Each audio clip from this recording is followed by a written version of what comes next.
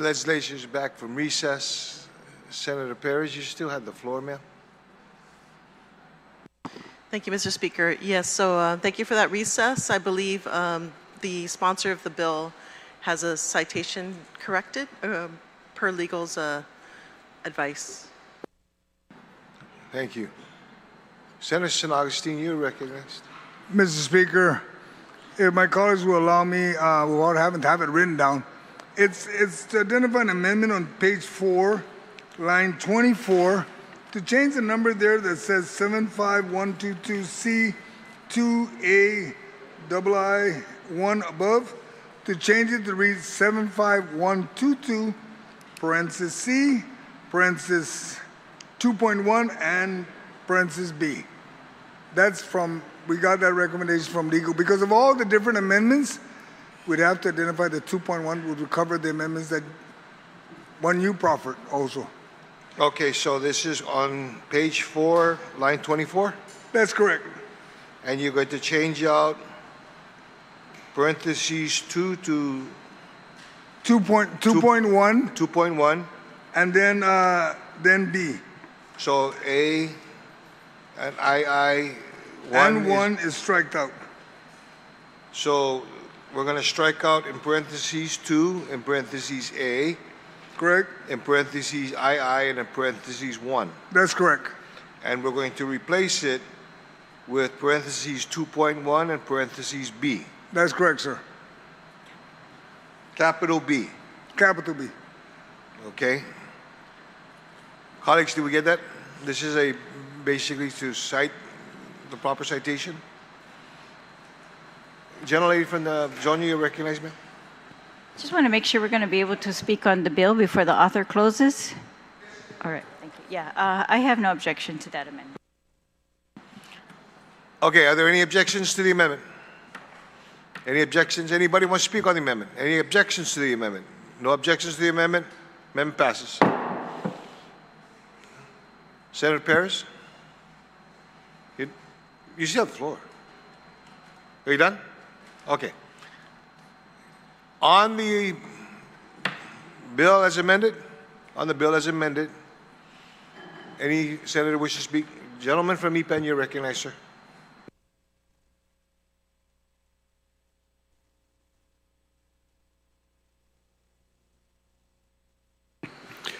Sudasmasi, Mr. Speaker, and again, buenas tardes to the people of Guam. Thank you for watching on our YouTube and our TV channels. I rise in opposition of the bill, Mr. Speaker. I think that some of my colleagues have done their best to amend the bill to something more reasonable, but I still oppose it, and largely because of some points that I brought up in the public hearing. I had asked the acting administrator of the Chamorro Land Trust Commission if there were any land trust lessees who occupied lots in the area and how many, and was he worried that there would be quarrying around their homes. And Mr. Joseph Cruz in the public hearing had said on the record that there are lessees in the lot, but he'll provide the number later. He said there's also a popular hiking trail to the left of the GPA and Guam Waterworks Fadian facility. And I had asked him where the lot was relative to the hiking spot, and he had said that he couldn't identify it at the time, but that he would be happy to provide a map of the area. And I had also asked him what his thoughts were, because I felt it was interesting to talk about wanting to generate revenue to put families on these lots, yet there are already families on these lots. And I asked Mr. Cruz for a comment, and he responded that he didn't have a comment at that time.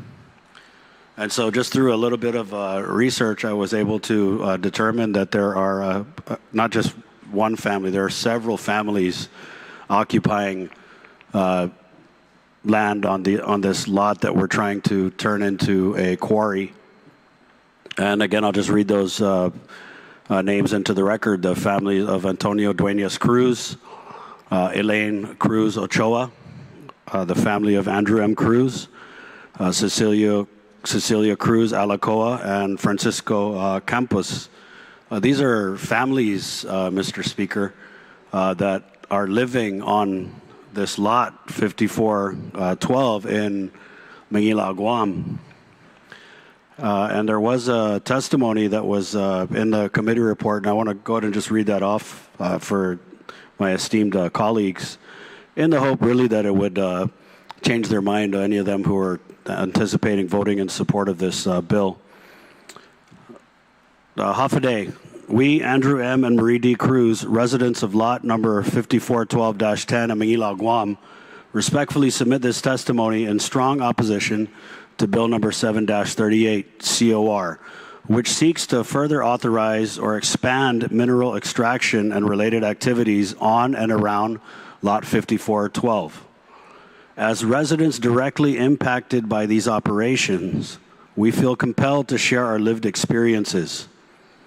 The ongoing mining activities conducted by Hawaiian Rock Products, just to note for the record, Mr. Speaker, that there already is quarrying going on in that area, have subjected our household to continual health, safety, and environmental hazards.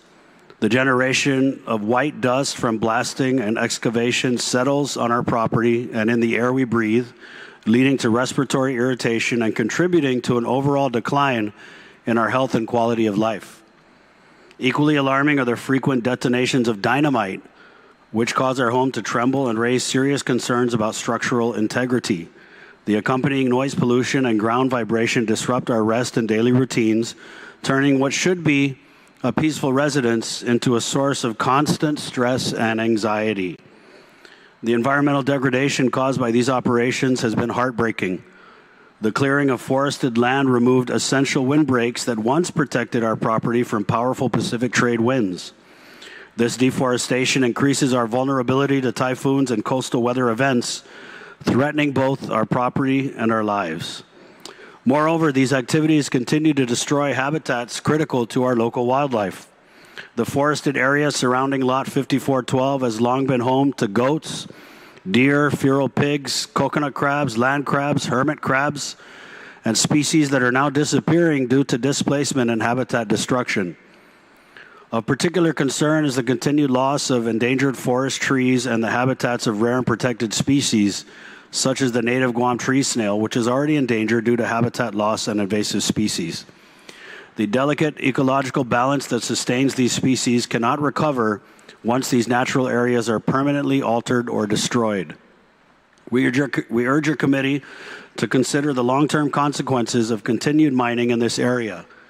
Bill number 7-38 COR disregards, Mr. Speaker, the health and safety of nearby residents, undermines efforts to preserve Guam's natural environment, and threatens the stability of ecosystems that have long thrived in this region.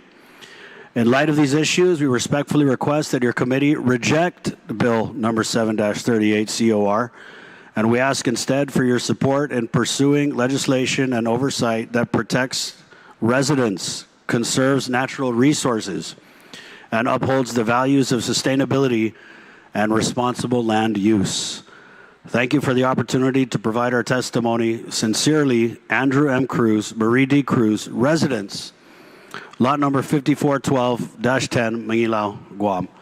I think it's safe to assume, reasonable to assume, Mr. Speaker, that these residents speak for the other residents in that area who are already enduring noise, dust, pollution, environmental degradation because of the ongoing quarrying activities being conducted by Hawaiian Rock Products, who coincidentally testified in support of this bill. And I also want to speak to the idea that if we don't quarry this site, our poor Chamorro people aren't going to be able to build houses at Taja Cascao. As it was said by a retiring speaker, and I know she pays attention, there are quarry after quarry after quarry being approved by other entities in the government of Guam. So I don't believe that any feigned shortage of Cascao being cooked up to support this bill is valid. There's also testimony, Mr. Speaker, from the Guam Boonie Stompers, and these are hikers who speak to the access to the area, the Fadian Cove. I'm going to read an excerpt from their testimony, which is also provided in the committee report. It is in the best interest of this community to preserve access to Fadian Cove. This government has a duty to preserve the public's right to maintain access to Fadian Cove and its shoreline.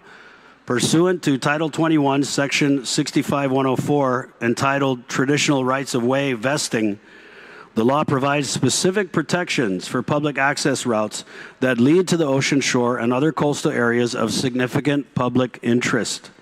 This section recognizes the long-standing and customary use of certain paths, roads, and rights of way by the general public and affirms the government's authority to preserve such access through the formal creation of rights or easements over these properties. Specifically, Section 65104 authorizes governmental entities to legally establish and vest rights of way or easements in favor of the public, ensuring continued access to coastal and shoreline areas that have been historically and frequently utilized by the public. This provision serves to protect and maintain traditional public access routes from being obstructed, privatized, or turned into a quarry. Those are my words I added. In order to uphold the public's longstanding interest in the enjoyment and use of these natural resources. In essence, the statute safeguards public pathways to the ocean by allowing for legal recognition and protection of access routes that have been traditionally used, thereby supporting environmental stewardship, recreational use, and equitable access to public lands. We urge that this legislature prioritize this community and consider the long-term impact on public access to these areas, and that a thorough review of information be gathered prior to making any decisions. And although, again, Mr. Speaker, the bill has been amended, and I appreciate the efforts of the good senator from Tamuning in trying to turn out a bill that she believes is passable. But, you know, based on the testimony of these residents, based on the testimony of the hiking community, more importantly, just based on the lack of sufficient and meaningful information to move this forward, I would like to make a motion at this time, notwithstanding the House rules, that we send Bill number 7 back to the committee. And I'd ask the support of my colleagues for this, because I don't understand why we would subject the residents of this area to even more environmental pollution and degradation, more than they're already experiencing, Mr. Speaker. So I ask the support of my colleagues for that motion again, which, notwithstanding the House rules, is to send the bill back to committee. Sizus Masi. There has been a motion, notwithstanding the House rules, to send the bill back to committee, Bill 7-38 COR. Are there any objections? There is an objection. Okay, there is an objection. All those in favor of sending Bill 7-38 COR back to committee, please indicate by raising your hand. Motion fails. Are there any other senators wishing to speak on the bill? Gentlelady from Jolnia, you were recognized, ma'am.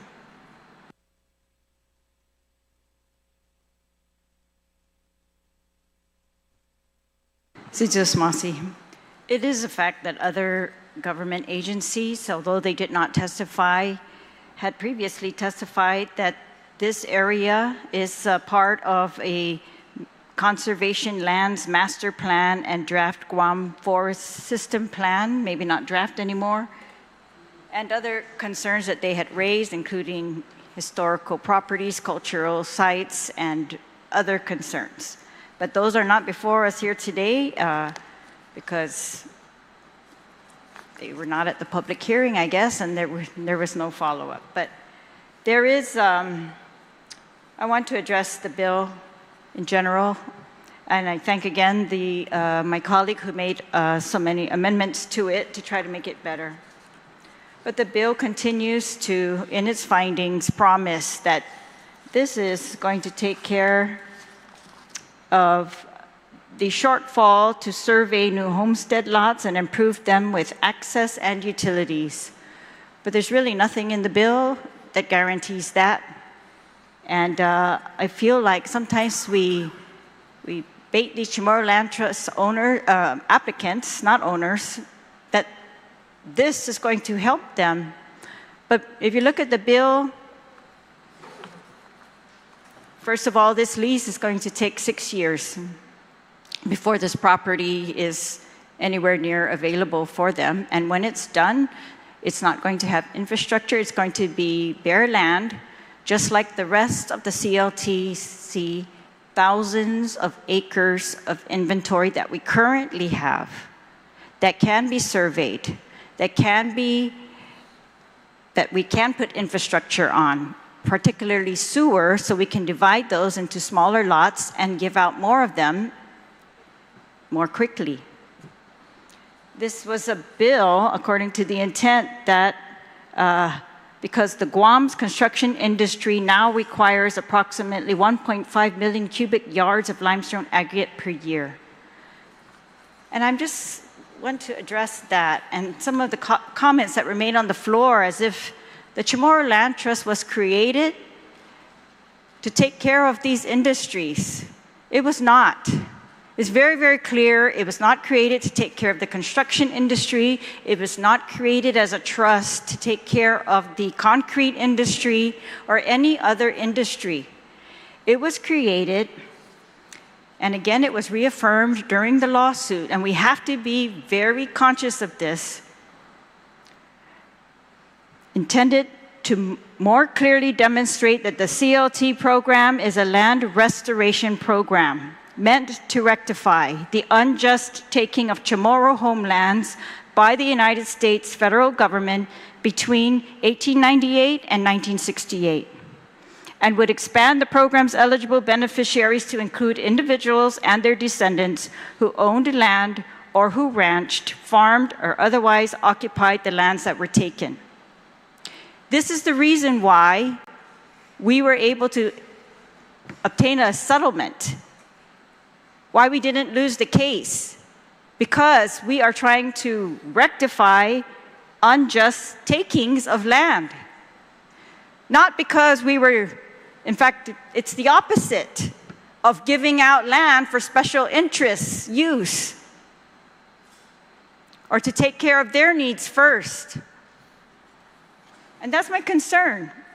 I'm not sure if it's a generational thing or a memory loss or really just a huge shift in this Guam legislature that we are now going to entertain not the beneficiaries of the Chamorro Land Trust for the Chamorro Land Trust Trust, but we're going to entertain every special interest that comes knocking at our door for their special projects, for their profit, on the backs of these applicants who continue to wait for us to help them move along. And I'm not naive. Of course, we could lease out all half of the Chamorro inventory, land trust inventory, to get cash, if that's what we needed today. And they are authorized for commercial leases. But right now, they have the ability, without any more money, to put the 8,000 applicants and assign them a piece of property, unsurveyed, so they know they are going to be taken care of, subject to survey and subject to necessary roads and infrastructure. But the problem is,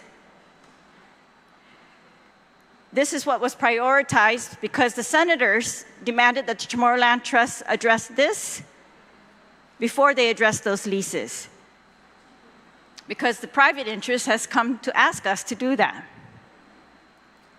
They can do that anytime. But the question is, should they do that today? I just really hope that removal of the previous commission members was not intended to facilitate these types of transactions for the trust before the residential leases. Because money is not, right now, today, what's holding the land trust back. After the lawsuit delay, they have received sources of revenue. They must pursue those sources of revenue. I would like to see that, frankly, that they are pursuing the commercial submerged lands leases with these cable companies that have went unpaid for 20 years.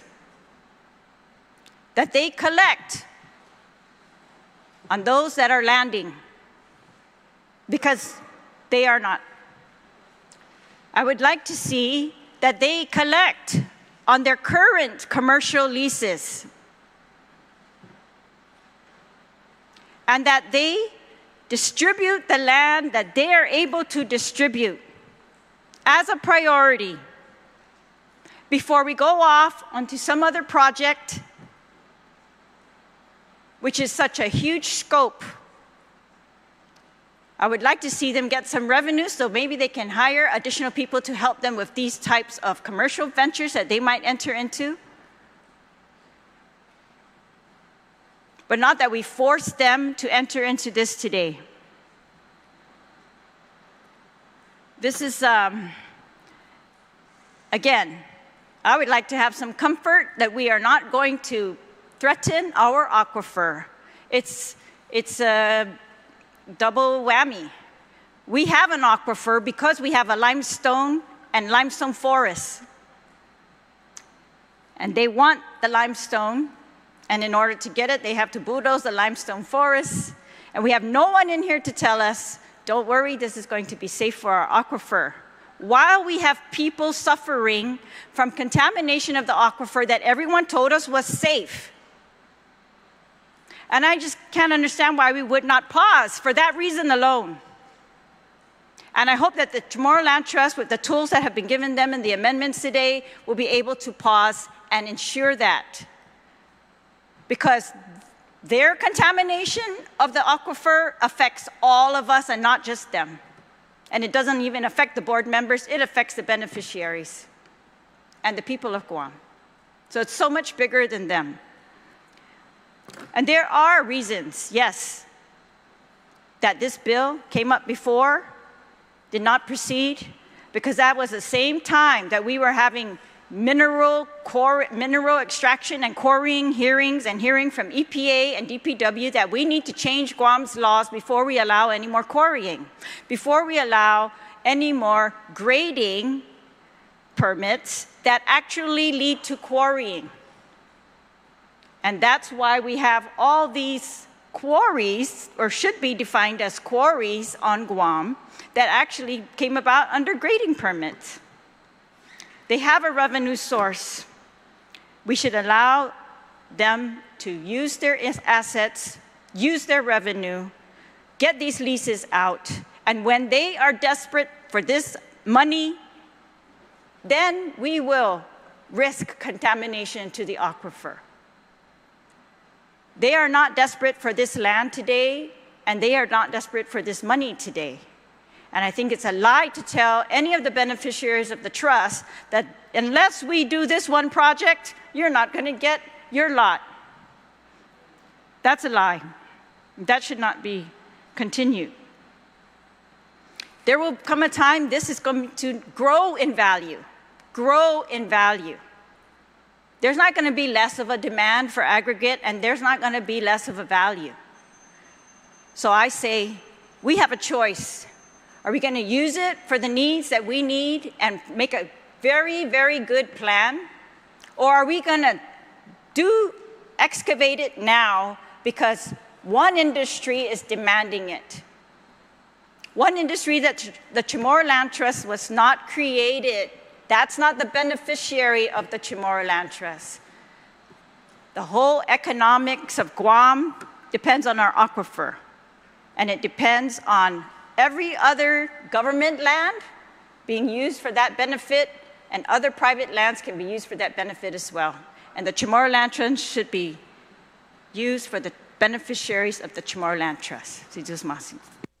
Thank you, ma'am. On the bill as amended. On the bill as amended. Gentleman from Tamuning, you're recognized, sir. Mr. Speaker. I remain in support of this legislation. And I want to say that once again and reiterate that one of the consistencies in the retiring speaker's comments centers around what I've discussed before and I'm going to discuss again. You know, Mr. Speaker, things being held up for reasons of saying laws need to change, but no laws change. Consistently going forward and not holding those who are mandated for our protection, for government operations, and that whenever an idea comes up and a need is found, that things don't move forward because, like a very close constituent of mine on other legislation that I've passed in this legislature said, Bobak, you need to fix Guam first. You know, that's a sad commentary, Mr. Speaker, with all of the years of our maturity of our government,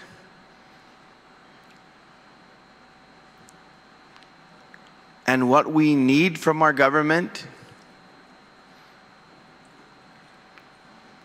You know, Mr. Speaker, there was this discussion about the issue of the track.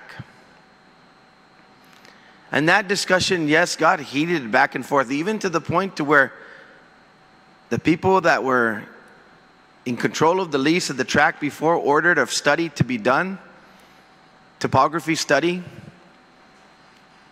And at least by that report that John Dueñas and others had put forward, showed that it was relatively a net neutral in terms of what was taken and what was claimed to have been taken.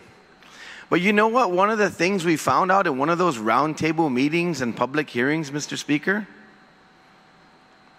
it was the land trust individual that was charged to be tasked with monitoring the truckloads going in and out to make sure that they remitted the proper revenue for what was going out that failed.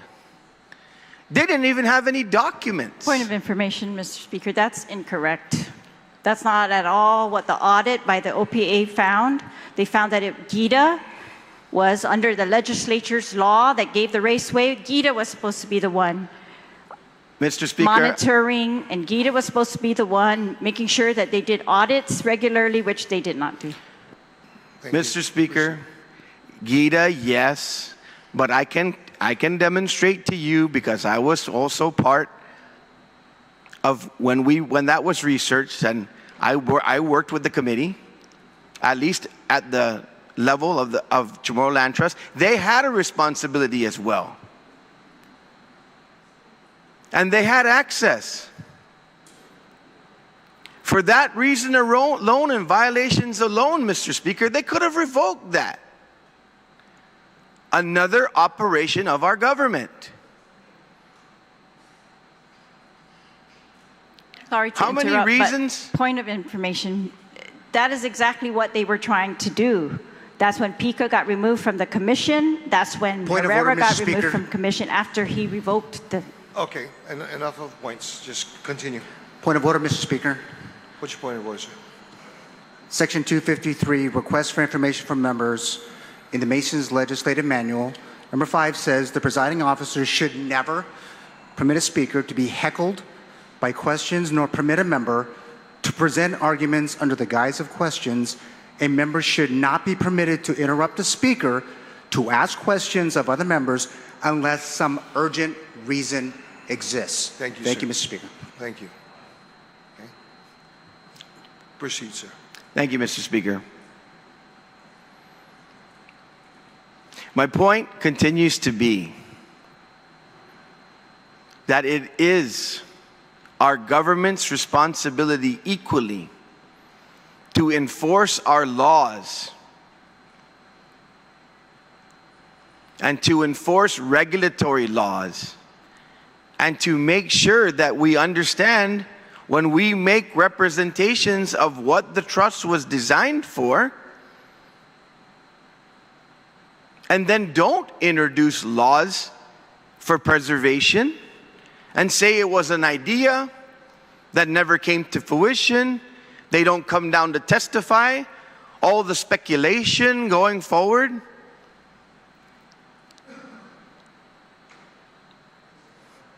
And that's the reason not to move forward on a sound proposal. I mean, that sounds like more excuses than anything else to me, Mr. Speaker.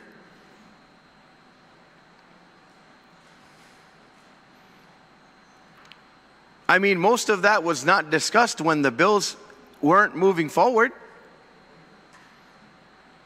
Like I said, everyone who's going to vote against this legislation because you absolutely don't want this to take place, I respect that. But to cloak it in the fact that we have inadequate regulatory capabilities, we don't trust that it will benefit the trust. We don't believe that there will be additional properties put in the inventory. While we still fail to even execute anything today, Mr. Speaker. I believe I was talking to the land chairman, and I think in the last few years there's been 2 leases. Nobody's screaming about that egregious situation at this point in time. This is the 3rd legislature I've been in where we're asking for 1 subdivision to be delivered.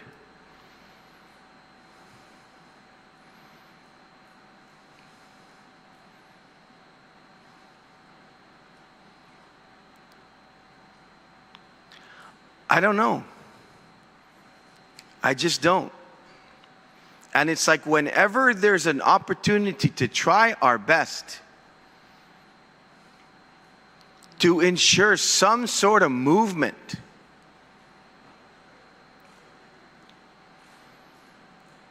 without holding any accountability, we just put roadblock after roadblock after roadblock.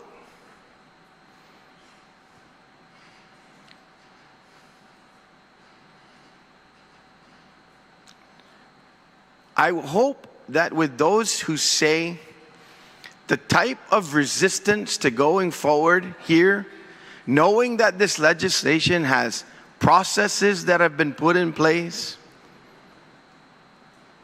and that I don't know whether acting directors of Chamorro Land Trust say one thing to some senators and say something else to another senator, I don't know, but you got to get them on the record.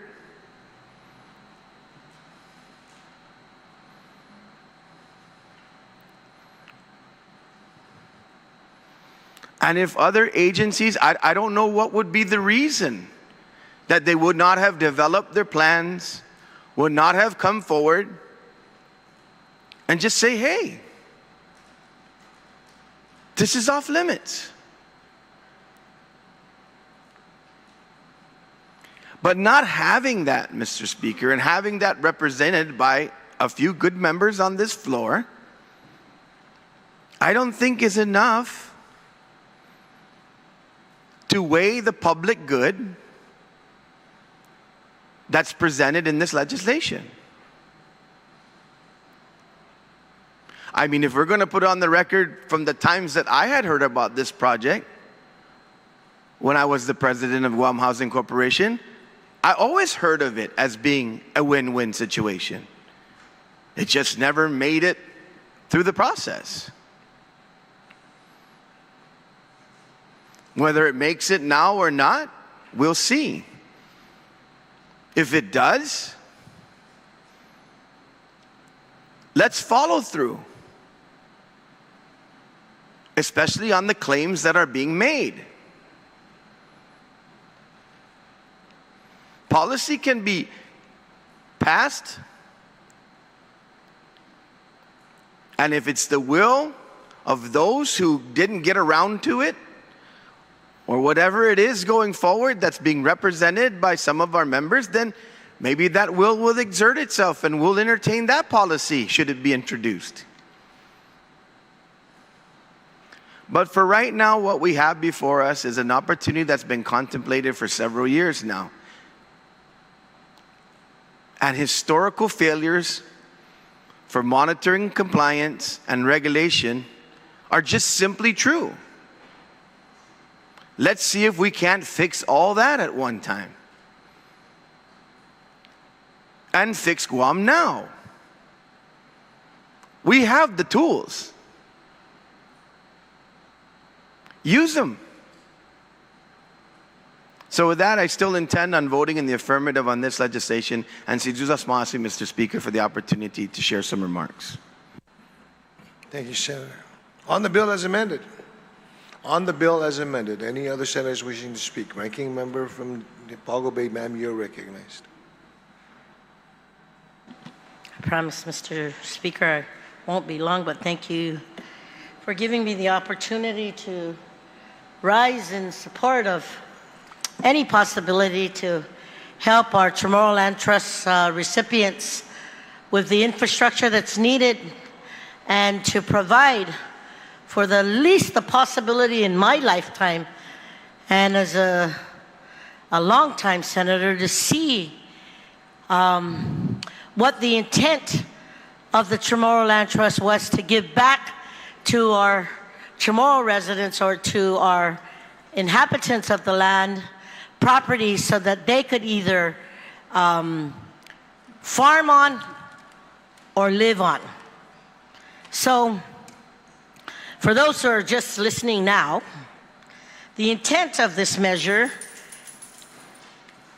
or the intent of the Chamorro Land Trust, was literally introduced to defend the history and the purpose of Chamorro Land Trust, which was recreated many years ago, I think 50 years ago, in 1975, which created the Chamorro Land Trust to establish a land restoration program meant to rectify the unjust taking of Chamorro homelands by the United States federal government between the year 1898 to 1968. Speaker, you and I were very, very young children then. And it says through this establishment that it would provide residential, not just agriculture as noted earlier, but residential and agricultural land for persons eligible through the Chamorro Land Trust Commission leases. Now that was enacted. Mind you, a thought of our August body 50 years ago, Mr. Speaker, and we're still talking about it today. Still talking about it today. Additionally,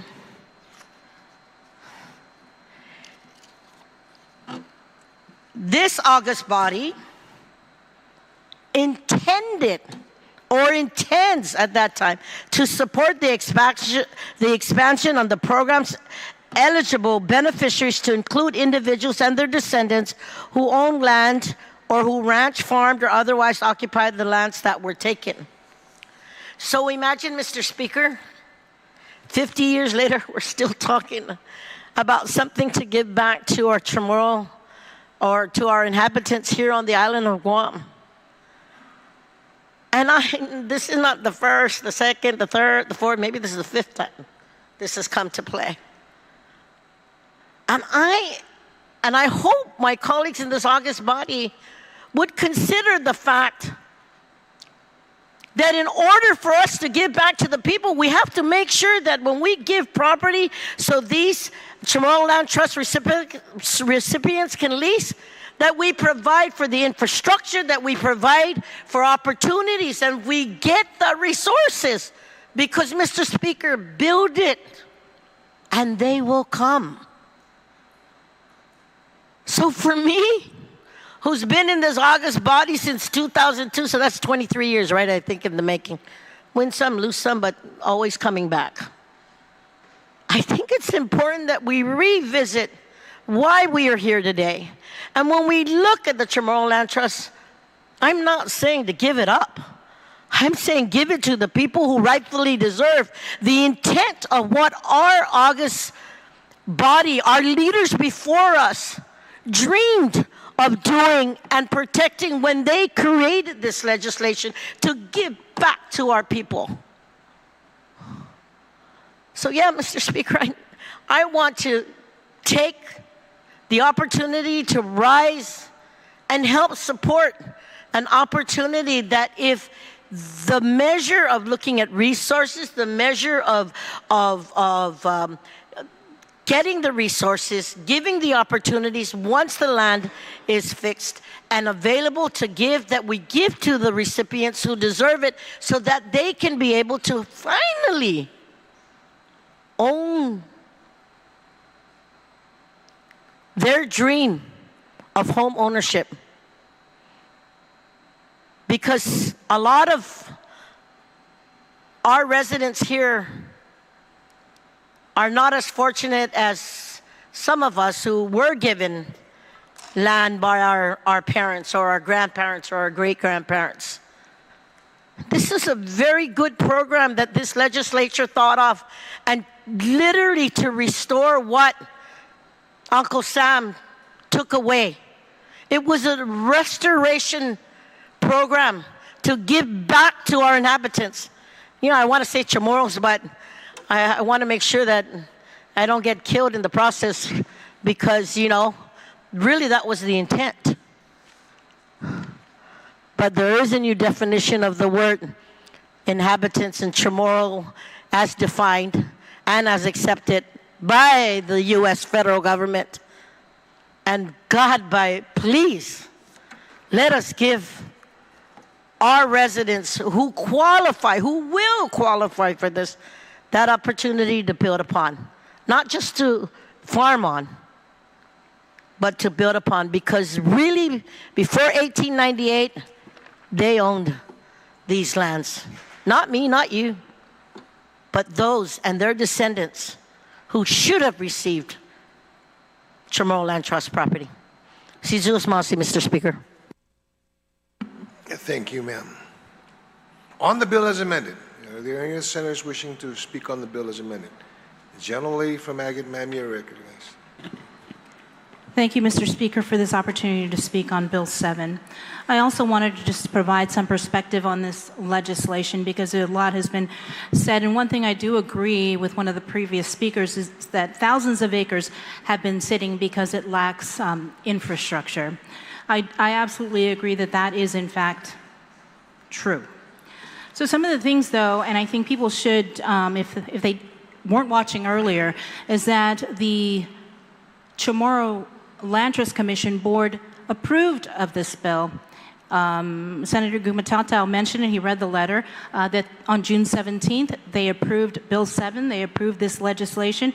Also, during the public hearing on this bill, because earlier there was another speaker who was mentioning how this current board rushed this bill.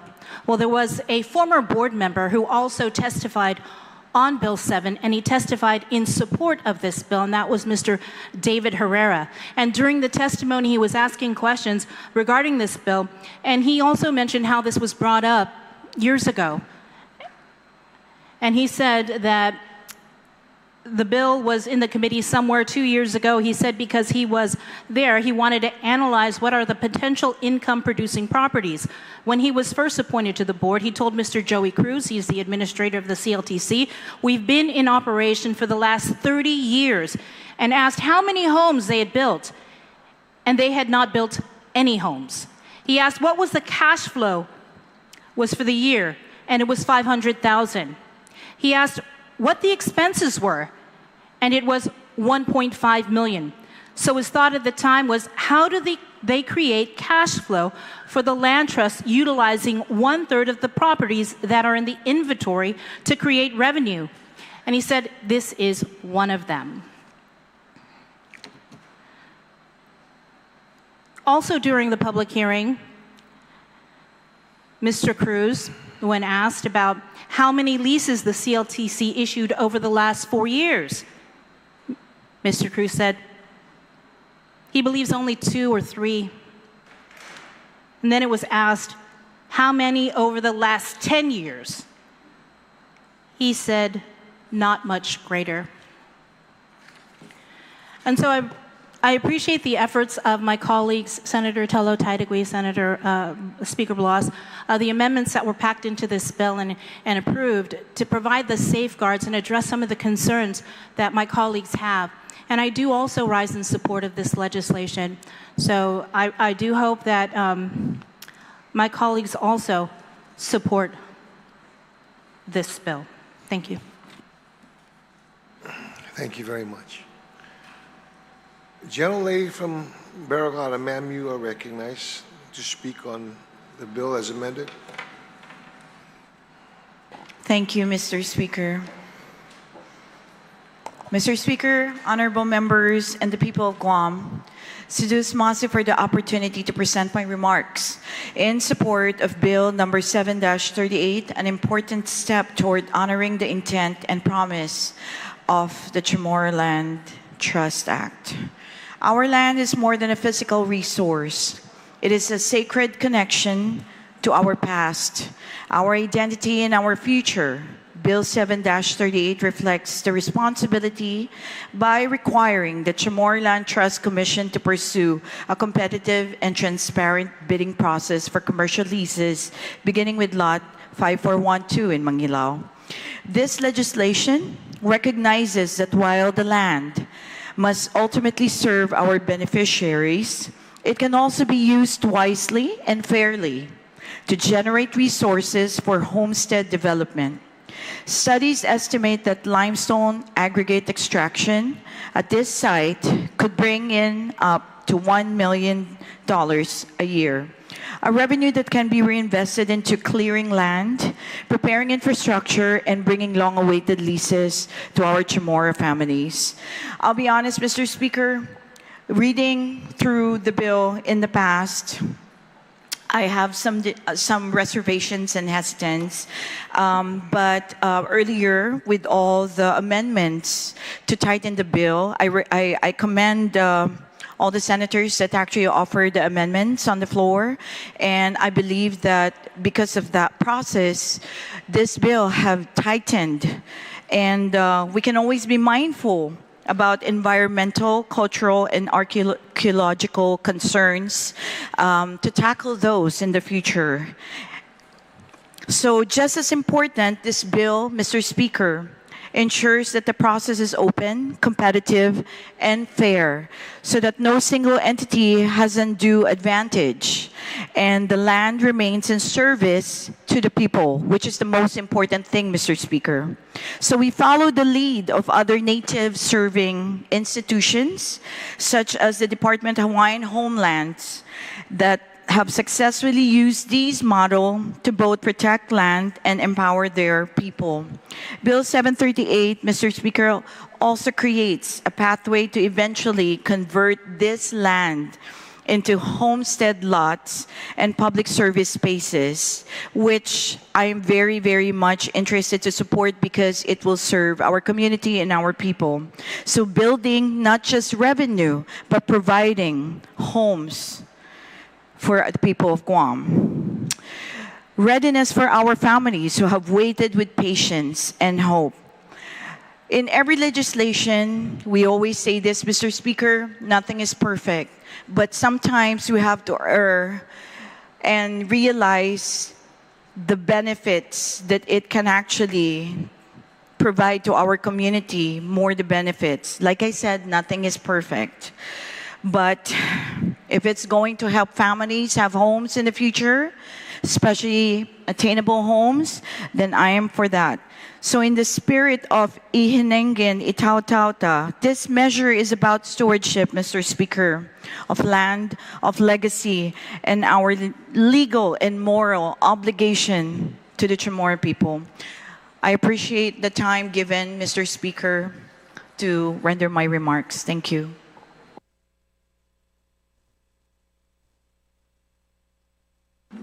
Thank you very much, Senator. On the bill as amended, are there any other senators? Vice Speaker, sir, you are recognized. Thank you, Mr. Speaker. I rise in support of this legislation. I mean, when you hear all the testimonies that have been given on this floor today, there's one thing that absolutely comes out. And it's about putting people on properties, putting people on house lots that they be able to build their home. And I think it's wrong for this government, as one of the retiring speakers that says, we'll just issue the lots and then worry about the infrastructure. It's wrong to put people onto lots that they don't even have access to, be it a road, the basic necessity, water and power. And I think this gives an opportunity for the Chamorro Land Trust to start putting infrastructure on their properties where they'll be able to subdivide and start putting out house lots and infrastructure into it.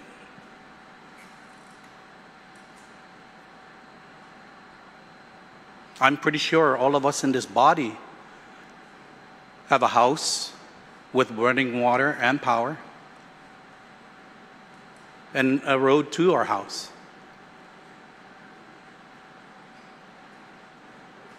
So it just goes to show that if we continue down the path of issuing lots and not being responsible to put the necessary infrastructure on those lots, then what good is it going to be to that family that decides to move on to it?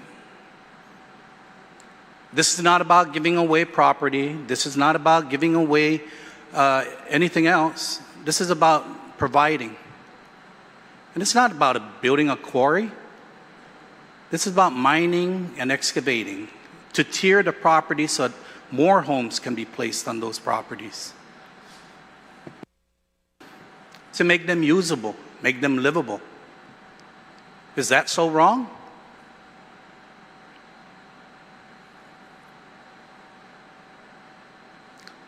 The Chamorro Land Trust Board in these past 7 months have worked diligently. And I give them a lot of credit because they could have had a lot of pushback from different angles. And even some people that try to undermine the Chamorro Land Trust. They work diligently to ensure that things move forward and smoothly.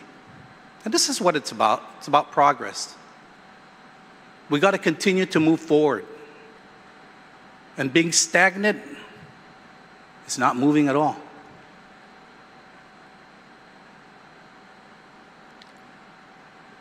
It's a delicate balance. Environment and providing people with properties that they can build their homes. But when they build their homes, it should be on properties that already have infrastructure. Because that's what happened in that one subdivision all the way up in Jigo where there was no infrastructure. And what had happened? They started just building outhouses.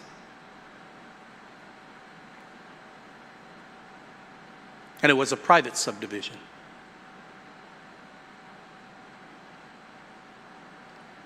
So we need to be more prudent in ensuring that when we issue leases for Chamorro Land Trust property, that when an individual goes on there, they can say, wow, all I need to do now is go find financing and get my house built.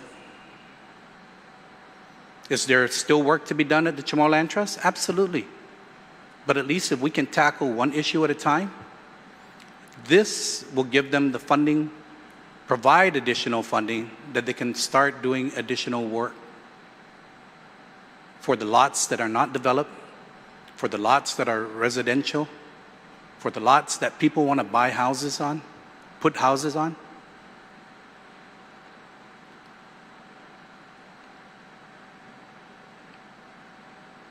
So I ask my colleagues, support this. Because this will enable our people to be able to put a house and put their families so that they can have something safe for their future. Thank you, Mr. Speaker. Thank you very much. On the bill as amended, are there any other senators wishing to speak on the bill as amended? No other senators? Senator St. Augustine, you want to close? Thank you, Mr. Speaker. Mr. Speaker and colleagues, for the discussion on this bill. So much passion has been expressed on this bill and what it intends to accomplish. I appreciate that we have that passion. Our people deserved it. In this bill, it was my passion and intent to get CLTC more resources, the resources of additional revenue for infrastructure and surveying, the key surveying. I don't know if many of you, my colleagues, are aware that most of the people that are out there for the past 20 or 30 years, when they were given a lot, they were told, survey ne zapedi ta refano. Never happened. Many of the folks I know of never got paid for that, for having surveyed. Some of them were later identified, the lots that weren't even registered yet, but they were surveyed by themselves and they moved in. They had to fend for themselves. This bill also, the resource of additional homestead lots from a piece of land that for decades of the CLTC has been uninhabitable due to the terrain. We have an opportunity to turn this untouchable land into a livable homestead for our families and the resources of quality aggregate for many of our island's needs, from roads to homes to construction. We included a life rate program that can be exercised for the construction of low to medium income homes. We ensure that there will be no waivers and strengthen the requirement to obtain all permits that are required by law, rule, or regulation. And we strengthen the ties we hold with our future. Mr. Speaker, I want to reiterate that while this bill allows for the extraction of the aggregate, it would not result in a traditional quarry. For some of you, Kontungo have a quarry, Sugu, Derido, Zondi have a quarry. I'm from Derido and I live in Zigo, so don't anyone here tell me what a definition of quarry is. Go to Derido if you want to see a real quarry. There's a quarry up there.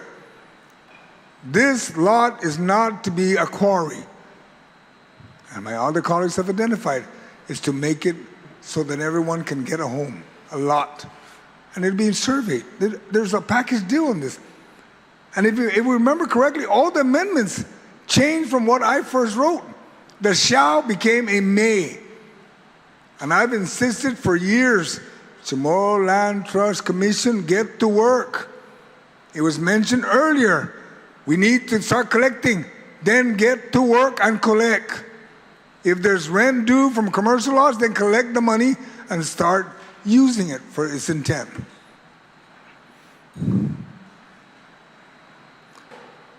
As a result of this extraction and this project, if the Chamorro Land Trust pursues it, because it's now May, it will result in much needed lots for housing with infrastructure that thousands of our residents have been waiting to lease with the Chamorro Land Trust Commission. Well, I'd like to thank Vice Speaker Tony Ada and the Committee on Lands and his team for working on this measure and getting this out of the committee. As I mentioned earlier, I have introduced this before, as well as my colleagues who proffered amendments to strengthen this bill today. And I ask you and all my colleagues to use the passion displayed on the floor today and vote to pass this bill so we can continue the work of the CLTC in meeting the goals before them for our people. Mr. Speaker, I'd like to add one amendment, that's to add my colleagues as co-sponsors. If I'm allowed to do that, I'll proffer the individuals. Mr. Speaker? You can proceed. All right. I will start with the ranking member, Senator Tina Muñoz Barnes, and my friend, Senator Chris Dueñas, and you, Speaker Blas, and Vice Speaker Tony Ada. We have Senator Shelley Calvo, Senator Lohan, Senator Bora, Senator Tyrone, and Senator Gumatauto. Tyrone? I mean, Mantanani, I'm sorry. Excuse me. Sabrina Mantanani Salas. Hi, loque. Malingwazo, Misa put surveying. But anyway, with that, and if there's any other colleagues on my left that would like to be part of the co-sponsor, I would welcome them. And I got Gumatauto, yes. If I can make that amendment, I appreciate that, Mr. Speaker. Okay, there is a motion to add sponsors to the bill. Co-sponsors. Co-sponsors to the bill, starting with Ranking Member Senator Muñoz Barnes, Senator Chris Dueñas, myself, Senator V. Antonietta, Senator Shelley Cabo, Senator Jesse Lujan, Senator Vince Borja, Senator Sabrina Salas Matanani. Yes, and she's from Jigo. She's from Jew. And Senator Sean Gumatauto. Are there any objections? No objections, so ordered. And she's Juice Marcy, and I ask that this bill be sent to the voting file, third reading. On the motion, send the bill 7-38 COR as amended on the floor to the third reading file. Are there any objections? There is an objection. All those in favor of sending the bill 7-38 COR as amended to the third reading, please indicate by raising your hand. Motion passes.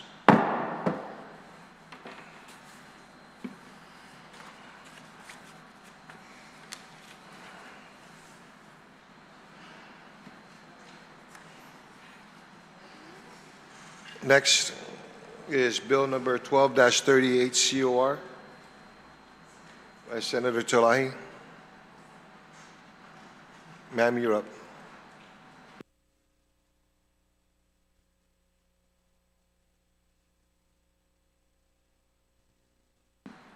Let's take a 1-minute recess.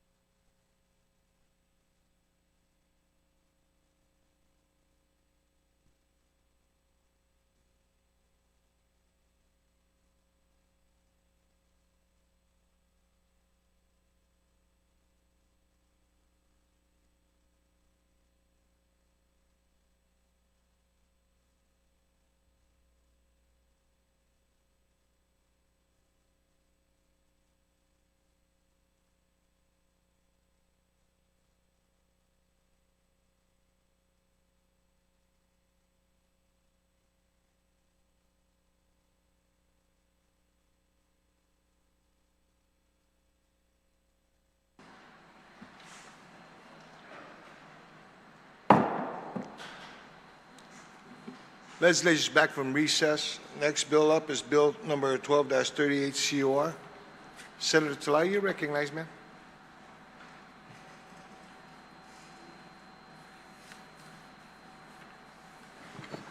I'd like to make a motion to place Bill number 12-38 COR as amended by the Committee on Health and Veterans Affairs, sponsored by myself. It's an act to reserve lot number 2417-1-R7, the former Department of Public Health and Social Services main building in Manila, for immediate use by the Department of Public Health and Social Services, and to authorize its use for the Guam Community College Nursing Program. I'd like to move that bill on to the third reading, and I'd like to discuss that. You can proceed, ma'am. Thank you. Thank you. Again, so this bill, we are talking about the Manila Public Health Building. And it is the public health building because currently it is under the jurisdiction of the government of Guam and managed by the Department of Public Health and Social Services, where it was its main building, its main source of service for decades.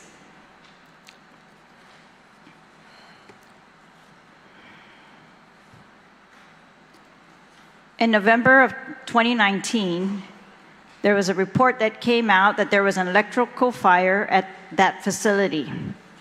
The building was shut down and vacated at the recommendation of the Guam Fire Department.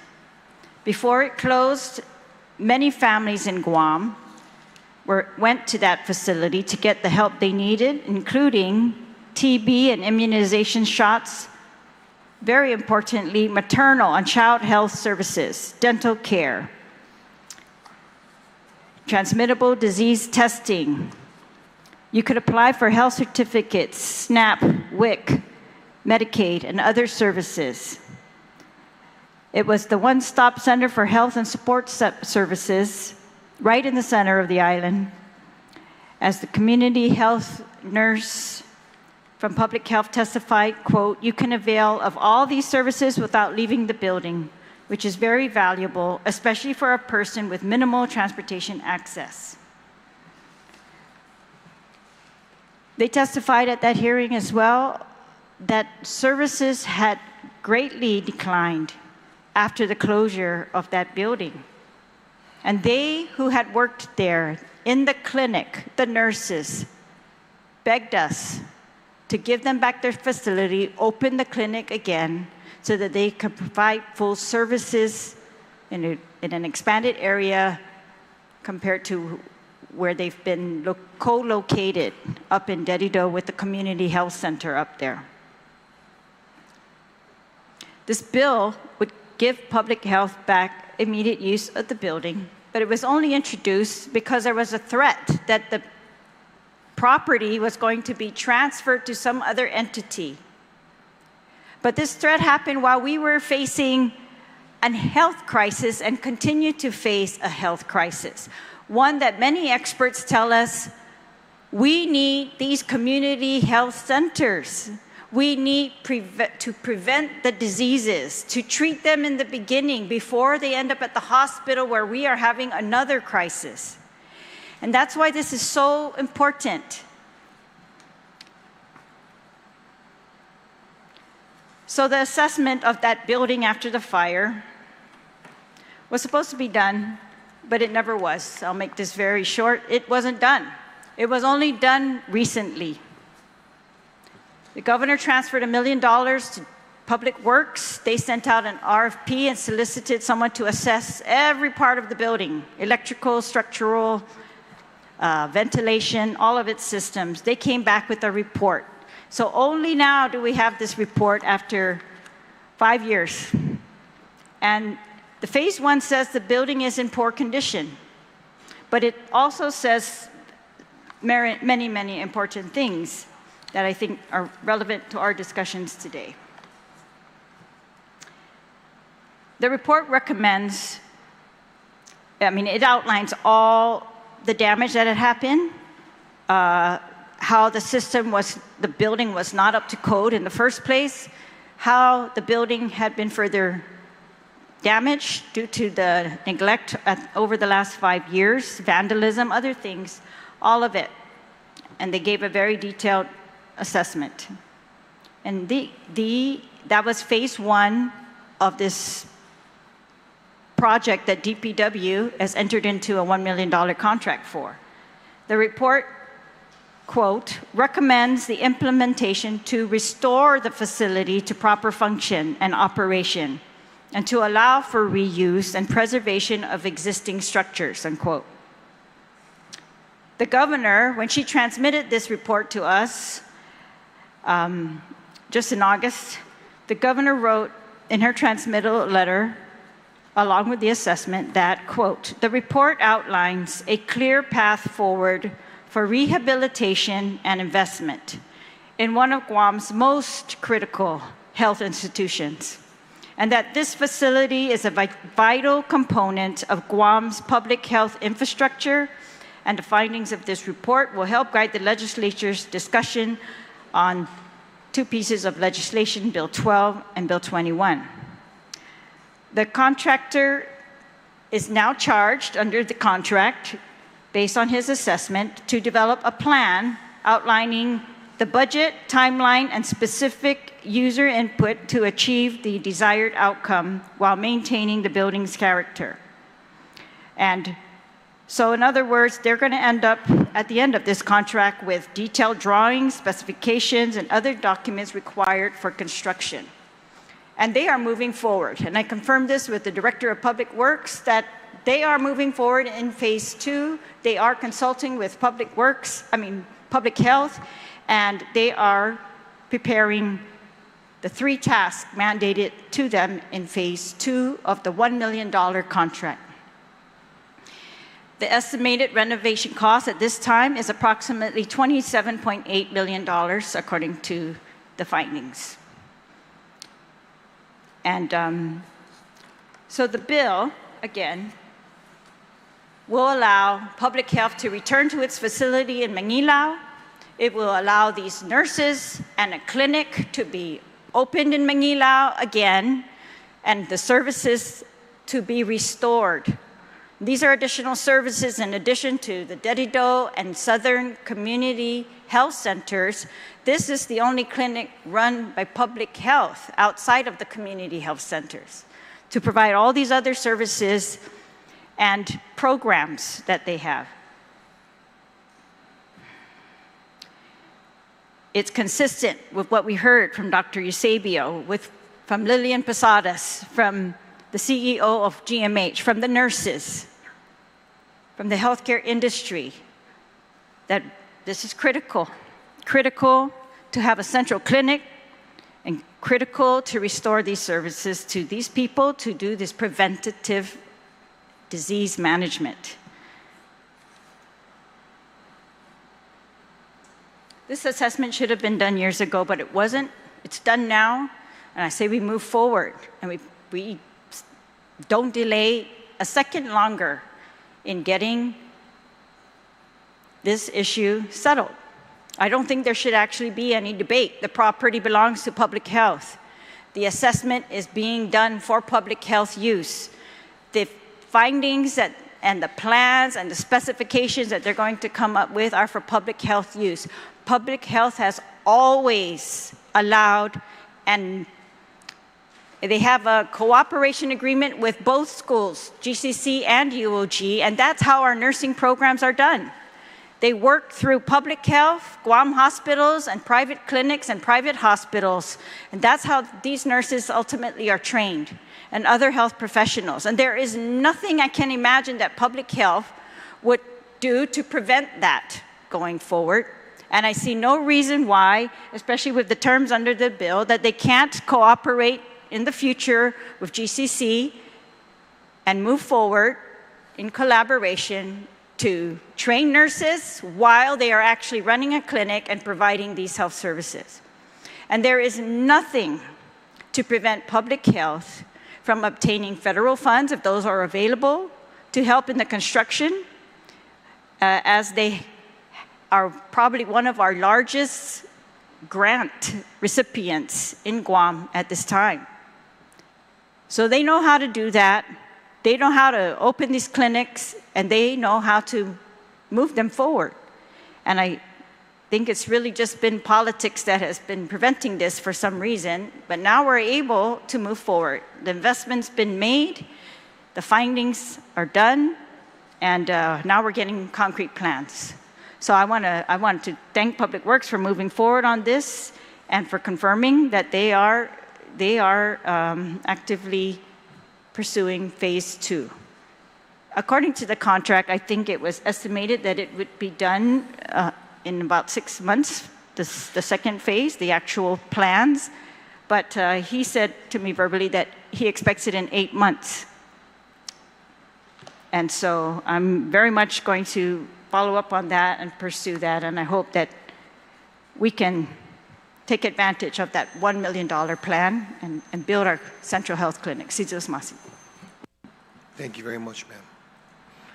On the bill, are there any other senators wishing to speak on the bill? On the bill. Gentleman from Telefoco, sir, you are recognized. Thank you, Mr. Speaker.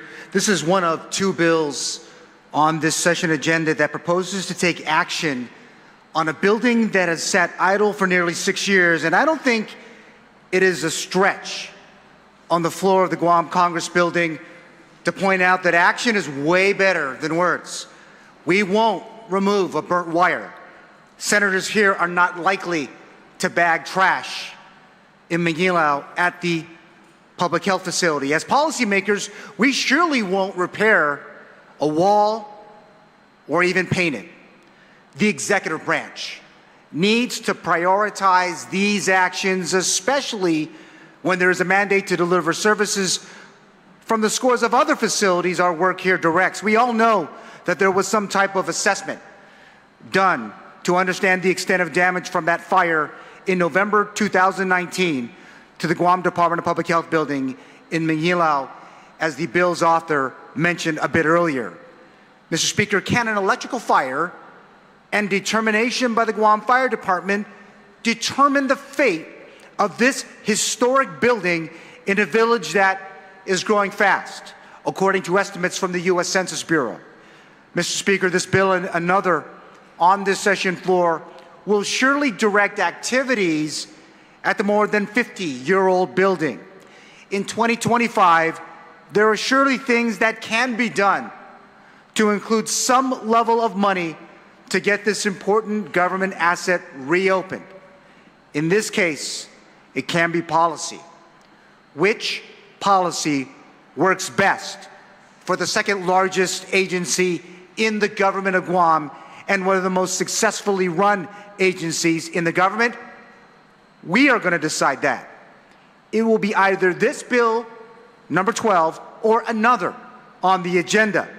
Collaboration is strewn throughout both measures. It is going to take collaboration to ensure the best public policy for the use of this historic building is created for the benefit of all the people of Guam. Thank you, Mr. Speaker. Thank you very much, sir. On the bill, gentlelady from Tumuning, ma'am, you are recognized. Mr. Speaker. Mr. Speaker, I stand in full support of Bill 12-38, introduced by Senator Therese Chalahi. This bill takes a very important step toward restoring the Manilao Public Health Facility to the people of Guam, while allowing room for partnership with Guam Community College Nursing Program. Mr. Speaker, since the fire forced the closure of Manilao Clinic in 2019, families had been left with no central point of care. Instead, Public Health Division had been scattered into rental offices across Agana, Tumuning, Manilao, Derito, and even Tijan. And it was very disappointing to see that this movement cost us more money than if we were just to fix the facility. I remember, Mr. Speaker, during a public hearing, during the 36th Guam Legislature, I had asked, during a public hearing, I had asked the the speaker at the time, the author of the legislation, if I can introduce something into the record during that public hearing. And that was actually a document showing from the insurance company on what was literally assessed on what they can do to repair, or what funding it would take to repair the damage. And Mr. Speaker, lo and behold, that list only had one thing on it, and it was a door that was damaged for $600. The insurance appraisal came in on that whole entire building at $600 for a door.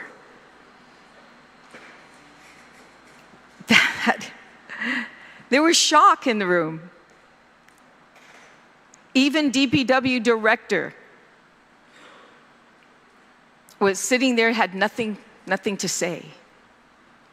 So you can imagine how much money this government of Guam could have saved since 2019. How much they spent is probably the better question to ask my colleagues.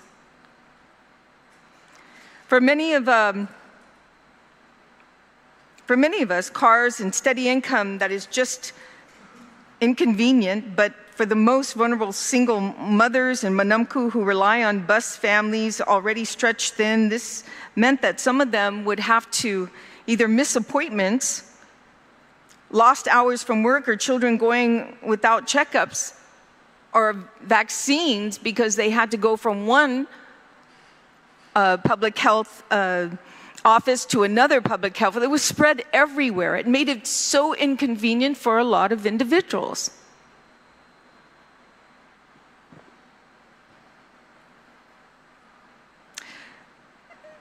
Mr. Speaker, what makes it even harder is to accept is that while our families bear these burdens, the government is paying $2.8 million a year in rent to public health spread out. That is money that should be going into nurses, doctors, medicine, yet even into private leases that were, oh my gosh, it's just so frustrating to go down this memory lane about how much money was just wasted.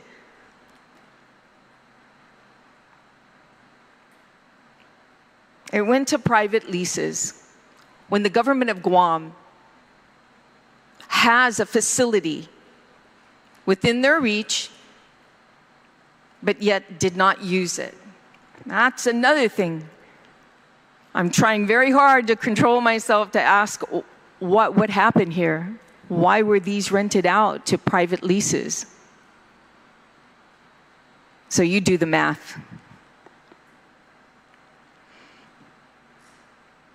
You know, Mr. Speaker, I greatly appreciate that this bill doesn't close the door for Guam Community Colleges either. In fact, it allows for a memorandum of agreements with GCC so nursing students can gain training right alongside public health services. This is a great inclusion, a great marriage between both entities to work together and train nurses, assistant,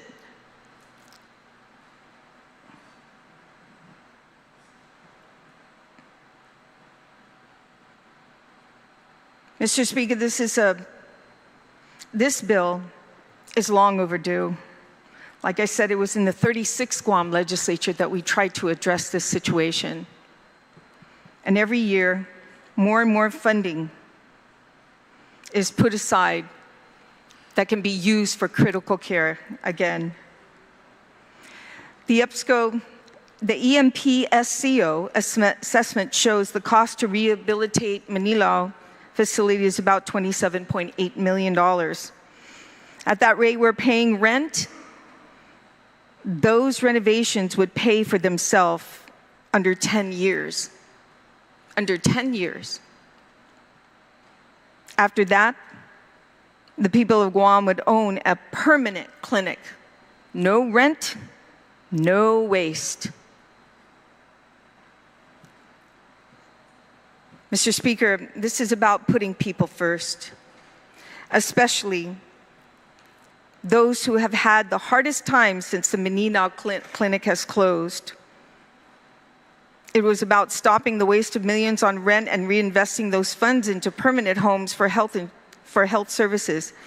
And it is about working together, public health, GCC, and this legislature to deliver a long overdue solution for our island.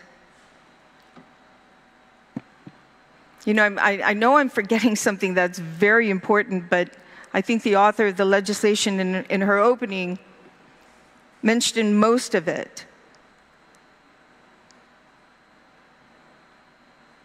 I have my notes here, and it's like, I know I'm missing something, but all in all, Mr. Speaker, you know, we all talk about saving this government of Guam funding and money so that it goes to really critical areas.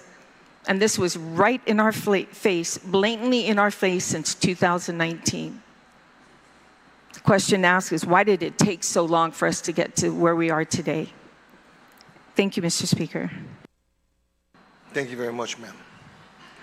On the bill, any other senators wishing to speak on the bill? The gentlelady from Barragata, ma'am, she's first, but. Thank you, Mr. Speaker. I rise in full support of this amendment. I think this bill is a bill with a vision to ensure that our community has access to health care. Prior to the fire and the closure of this facility, I just want to point out a couple of statistics which kind of highlight the loss of access to health care to women in particular, as well as the community, that benefits not only women, but also the community as a whole. So in the legislative intent, it talks about that there are, in 2020, prior to the COVID pandemic, there were 8,331 encounters, which were basically patients coming in.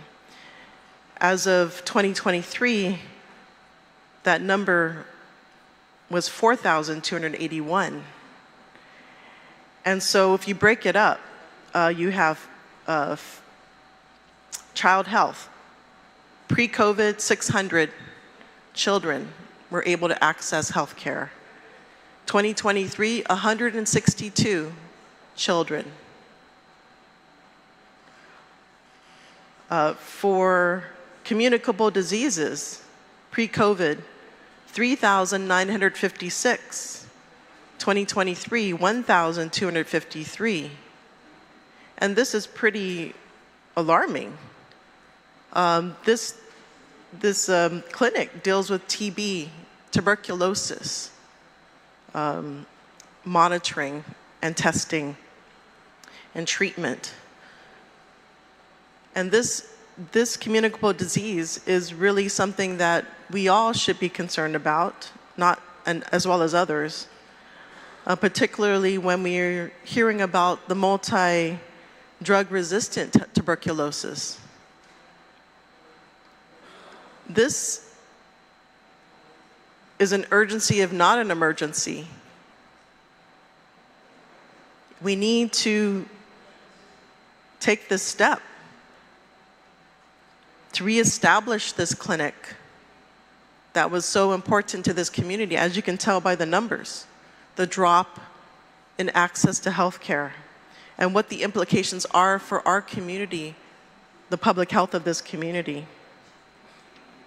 Let's see.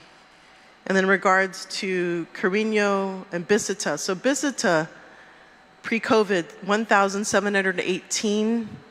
2023, 1,068. For those who don't know Bisita, it's a comprehensive program where nurses come into the homes and they provide counseling services.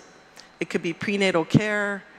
It could be any referrals that they see that might be needed by the family. And so this has huge impacts. The closure of the Manilao Health Center had direct impacts to the health of our community. And it's really ironic that it happened during a pandemic. when we should have kept this open and did all that we could to keep it open. I also want to point out that even the community, especially the community in the South, they want this clinic reopened. There is an individual from the village, she says she's from the village of Santa Rita, Agana Heights. She goes, I can proudly say, this is Floresta Santos, I can proudly say that I love Guam and our people. It is imperative that the Manilao lot be allocated back to the Guam Public Health. The Manilao Public Health service not only the population of Central Region, but to the whole island. It provided services and information pertaining to vital statistics, health certifications, food stamps, Medicaid insurance, women, infant, and children. It was a collection of services in a centralized location with ample parking in a visible, accessible location. Growing up in southern and central parts of Guam, we are not fortunate enough to find a ride further than to Mooning or past Umatic. Most of the time we walk to the closest store to pick up oral medications. And so this closure impacted many of our community who lack access to transportation and therefore health care.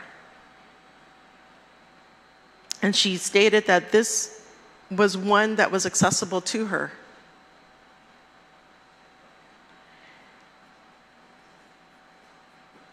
So, and in talking with doctors in regards to healthcare on Guam, there's so much said about we need to focus on the hospital, but this one doctor shared with me that what we really need to do is to downsize this idea of the hospital and look more towards preventive care, community health, things that involve preventive care. And this being revitalized and reestablished as a community health center is critical to that vision. It's critical to the future of the healthcare of Guam. And this is the priority for our island. We just came out of a pandemic not too long ago. Have we forgotten the urgency and the need for healthcare on Guam? As we wait for the building of a hospital, a new hospital, the needs are today, and it's within reach. As the sponsor stated, or at least the report of the assessment done on this site, the estimate is roughly $27 million to get this clinic up and running and serving our people as fast as possible. And this bill also was very flexible. It allowed for an opportunity for nursing students to intern there. And that is even doubles the value, that symbiosis between a community health center with our future healthcare experts. That provides more meaning to their training when they are learning within the community. That is the value, that brings much more value to the learning of these students. And connecting with the needs of our community, that is really critical.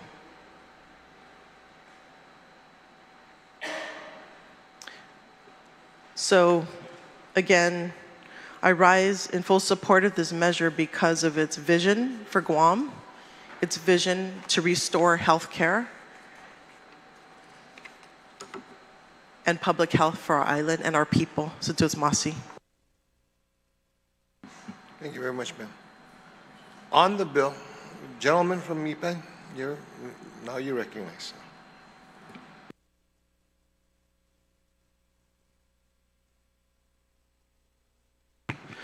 Sutus Masi, Mr. Speaker, for the opportunity to rise in strong support of the bill. In my short time as a servant of the people, I think I've looked at a couple different versions of this bill. And as it was said on the floor, there are actually two bills that deal with the reopening of the Mangilao Public Health facility. And I'll be supporting this one because I like that it maintains the ownership of the clinic with the Department of Public Health and Social Services, but still allows the opportunity for the Guam Community College to enter into an agreement with DPHSS for crucial and critical nursing training services, which is, in my opinion, how it should be. It shouldn't be backwards, where you have the public health entity entering into an agreement with the learning institution. So I definitely support this version of the bill, and it's something that I think about every day, the Mangilao Public Health, because for me it's been very symbolic of how politics has paralyzed our people's health care. Unfortunately, it's been very tragic how we have had little to no progress in our people's health care because of what the main sponsor said. Quite simply, it's politics. You have an administration that's hell-bent on building a new hospital in Mangilao, and it seems, I mean, even to the average Joe and Josefa Cruz, it seems like we can't do anything relative to improving our people's health care unless it's got something to do with the construction of the new hospital at Mangilao. To quote the governor, it is what it is. But I drive by the Mangilao facility, the Mangilao Public Health facility, almost every single day. And it's a little ironic. Sometimes when I drive by there, you have people bush cutting that facility, which has sat abandoned for 6 years, 7 years. I've lost track of how long it's been closed. But it did at one time represent a very critical component to our island's healthcare system. And, you know, one thing I like to say a lot is we should be benefiting from a lot of the solutions that, you know, leaders who were in many ways better than us. They thought of things like, you know, an affordable housing crisis, land restoration. They came up with programs like the Chamorro Land Trust Commission. And with the public health clinics, not just the Mangilao facility, but even the Inalahan one.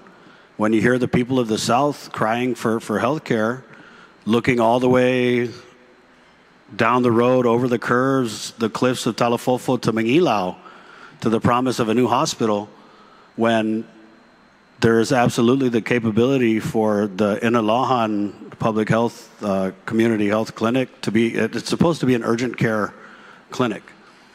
And so when we take out complete pieces of our healthcare system that are supposed to serve and benefit not just our people, but our most vulnerable, our most impoverished populations, it's a sin. It's a sin against the people.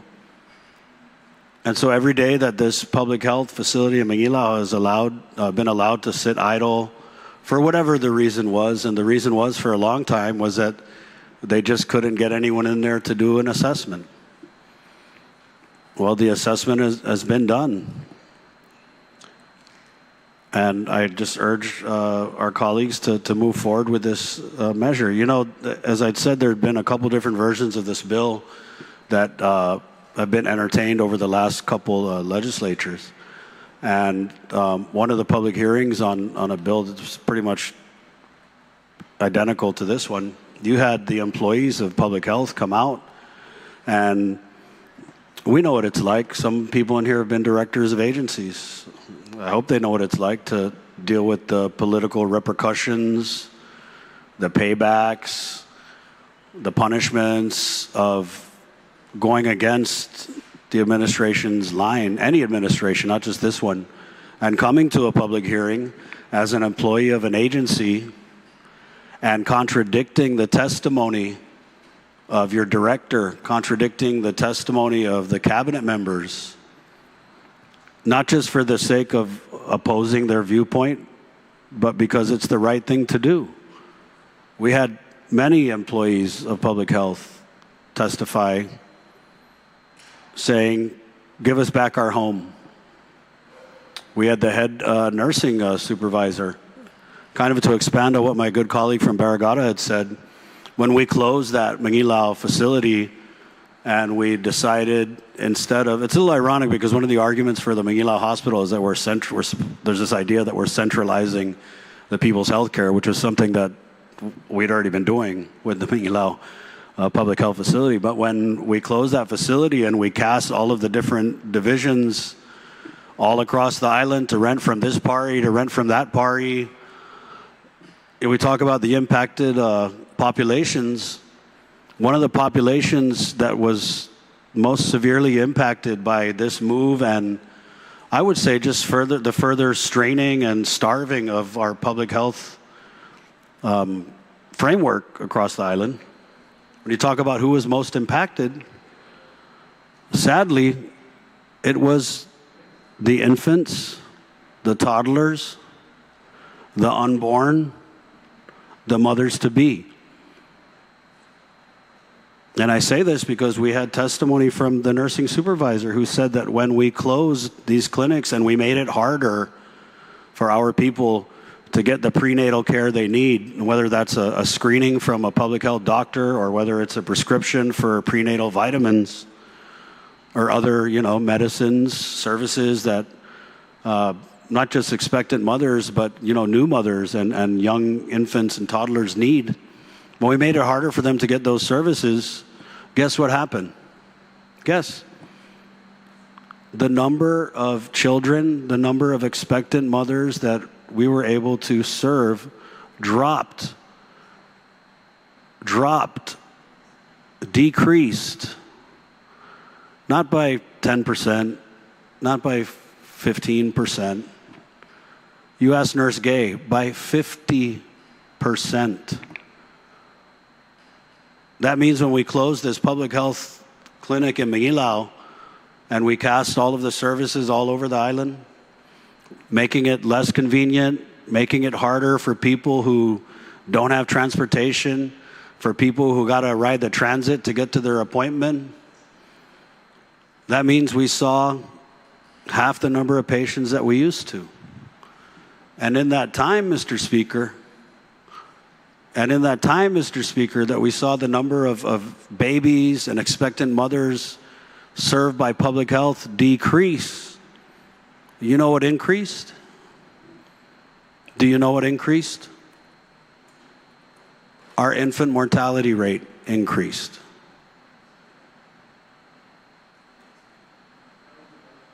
Our infant mortality rate increased. That means the rate at which infants die got worse. All because of politics. Because we couldn't find the political willpower to do the right thing and to Mosqueda open that Mangilao facility and serve as many people as we can in a manner that's convenient for them, in a manner that dignifies how poor so many of our people are. And so for me, when we talk about supporting this bill and reopening the Mangilao Public Health Facility, it isn't about, putting a feather on our cap. It's really about saving lives.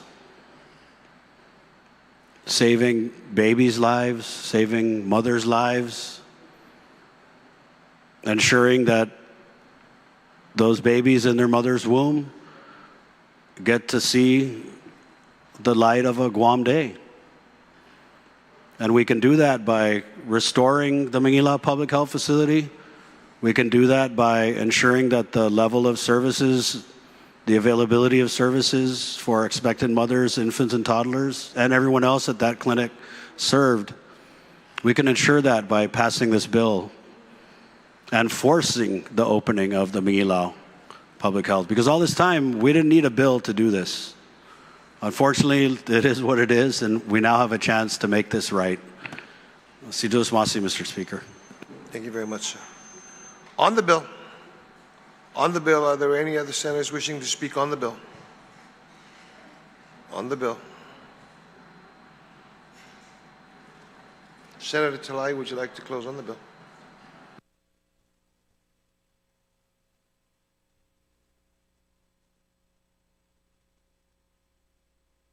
Yes, I would. And I want to thank my colleagues, all of them, for their comments on this bill and their consideration and for their attendance at the public hearings.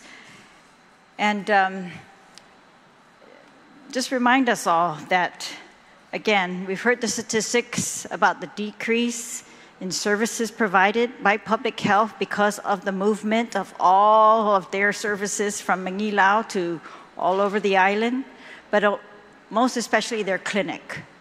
And we've heard the pleas of the nurses that worked there. We've heard from the former chair of the Committee on Health in previous legislatures that the deeper problem is the lack of primary care access and preventative services for our people. He advocated for universal health coverage and ensuring that every man, woman, and child on this island has basic health insurance.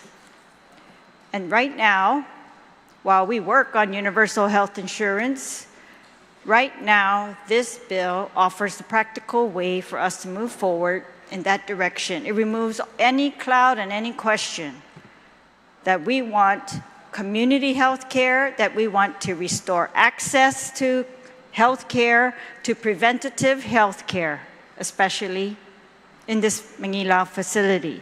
We want to give thousands of residents that used to go through that facility access to affordable and essential health services they otherwise cannot afford or reach.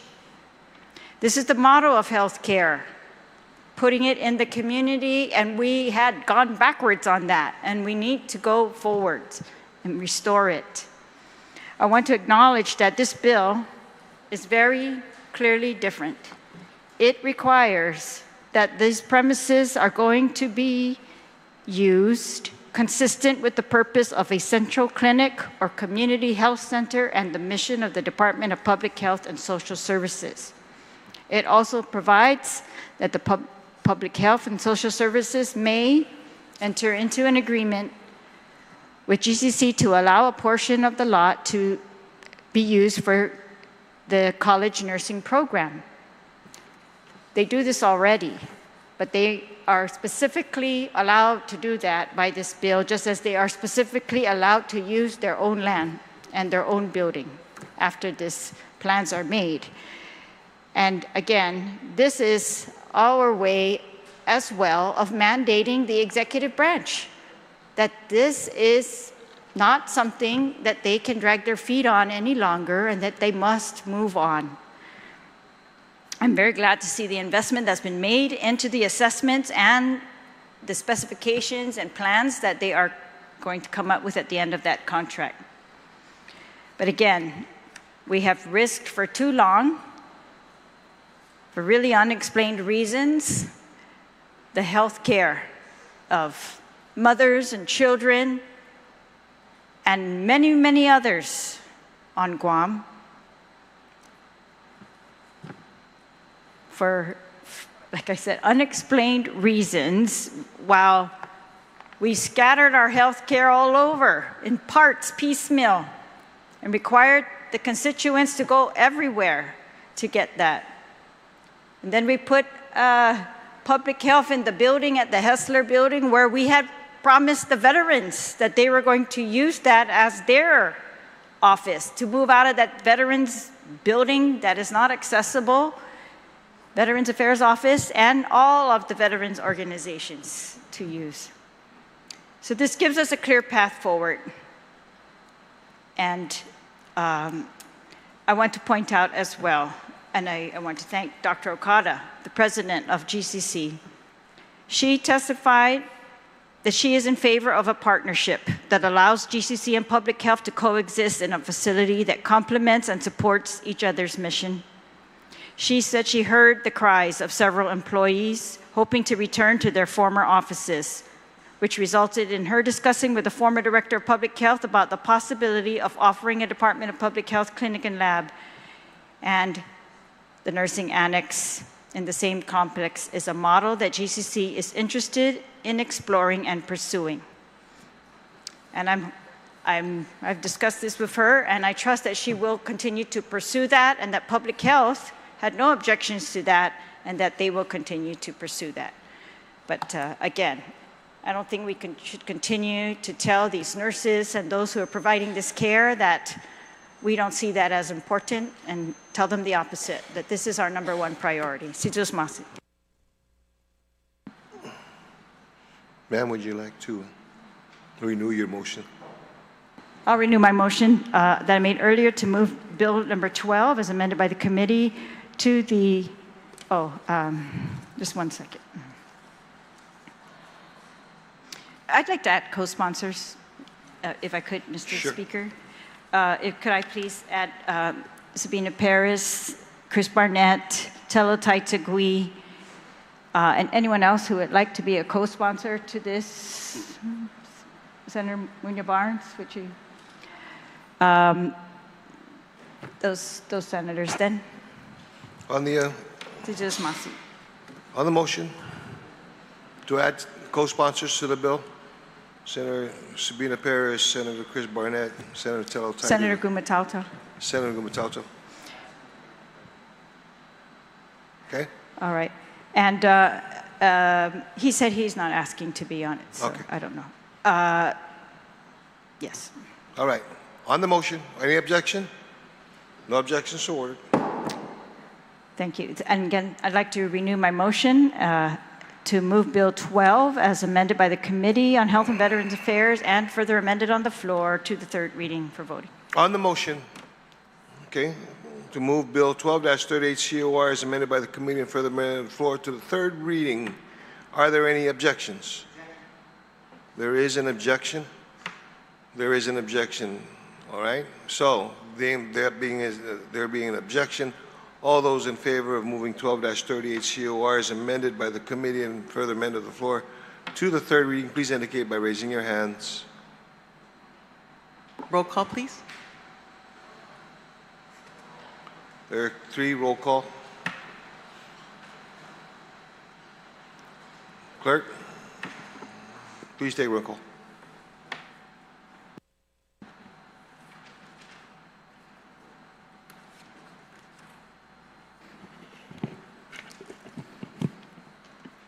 Vice Speaker Atta. Vice Speaker Atta, nay. Senator Barnett. Senator Barnett, yay. Speaker Blas. Yes. Speaker Blas, yay. Senator Borja. Senator Borja, nay. Senator Calvo.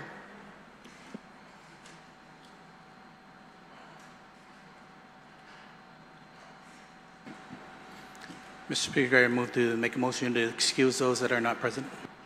On the motion, any objection? Objection. I think they're in the building. If we can just get a moment. No, they went to the hospital. How about Senator Taitagui? Is she here? And Senator Taitagui has indicated that she was leaving. Right. Thank Okay. you. I withdraw. Okay. On the motion, so ordered. Senator Calvo excused. Senator Duenas. Senator Duenas, nay. Senator Gumatauta. Senator Gumatauta, nay. Senator Lujan. Senator Lujan, nay. Senator Muñoz-Barnes. Senator Muñoz-Barnes, nay. Senator Parkinson. Senator Parkinson excused. Senator Perez. Senator Perez, yay. Senator Salas-Mazzanani. Senator Salas-Mazzanani excused. Senator San Agustin. Senator San Agustin, nay. Senator Taitagui. Senator Taitagui excused. Senator Terlahi. Senator Terlahi, yay.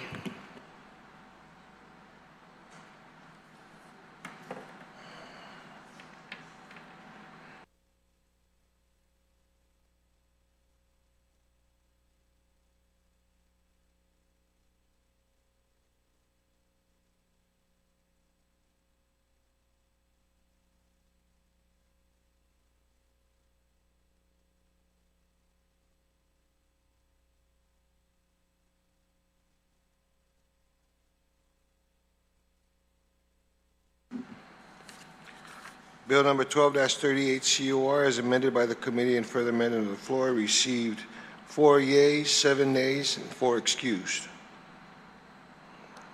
Bill number 12-38 COR has failed to place in the third reading.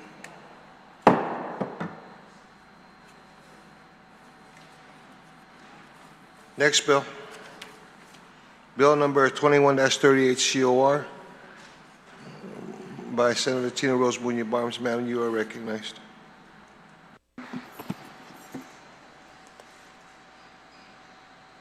Point of order, Mr. Speaker. This bill has an appropriation in it. I'm wondering if we're going to go into committee of the whole, as our rules provide. You're absolutely right. Let's take a recess first.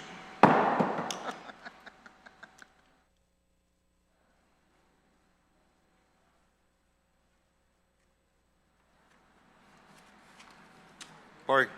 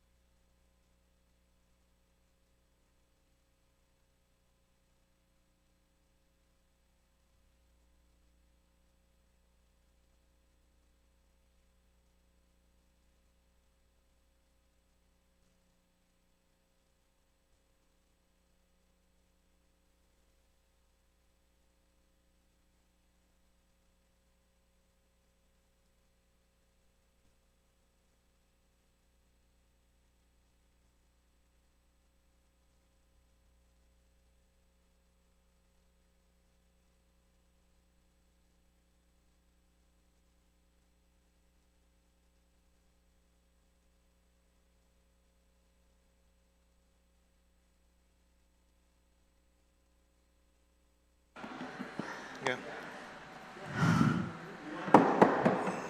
Legislature back from recess. Ranking member, you are recognized. Thank you very much, Mr. Speaker. Mr. Speaker, based on the request that because this has an appropriation measure on that we go into the committee of the whole, I guess I'll move to set this bill to be heard tomorrow morning while the oversight chair on OAB gets the necessary parties in here so that we can work this on the committee of the whole. So first thing tomorrow morning. Objection, Mr. Speaker. I say we continue with the order of the agenda. That's how we have prepared for this session, and this is very clearly in our rules. Everybody knows that that was going to happen.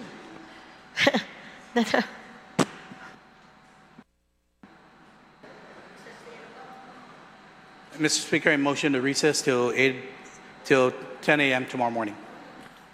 Okay, there's a motion. Motion, withdraw the motion. You're going to withdraw your motion?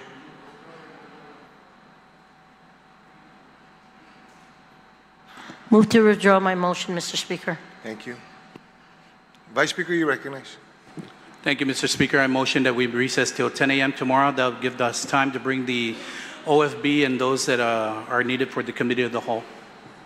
On the motion, any objections? No objections. So ordered. We will recess till 10 a.m. tomorrow morning.